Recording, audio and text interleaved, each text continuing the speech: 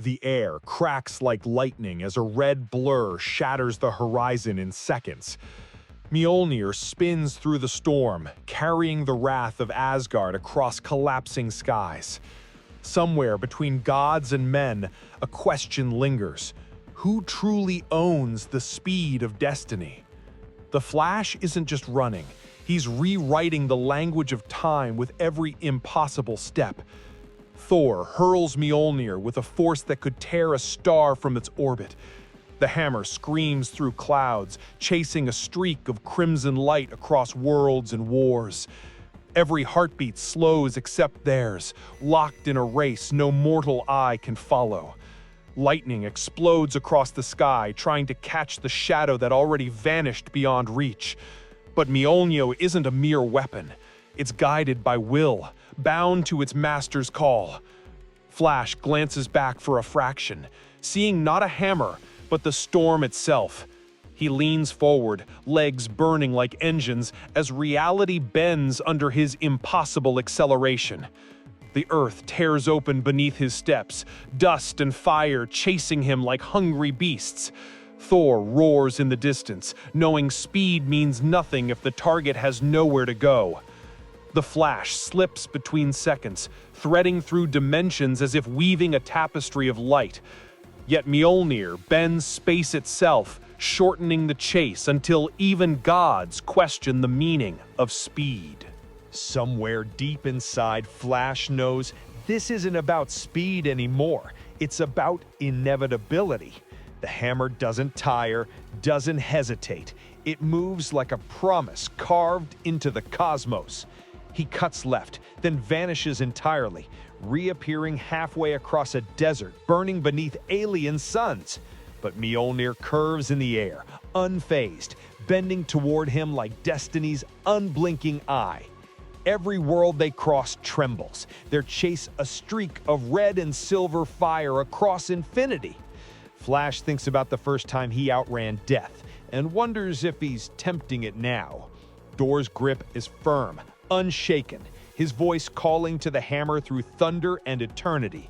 Even across universes, that bond cannot be broken. Every throw is a thread pulling them closer.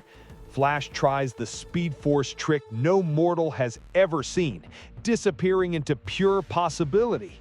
But the hammer follows, slipping between the folds of time like it's hunting prey in a dream.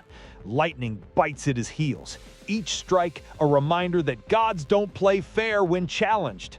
The wind tears at his suit, ripping threads as if trying to slow him with memory. And in that memory, faces, moments, promises. He feels the weight of why he runs. He isn't just racing a weapon, he's racing every choice that led him to this moment.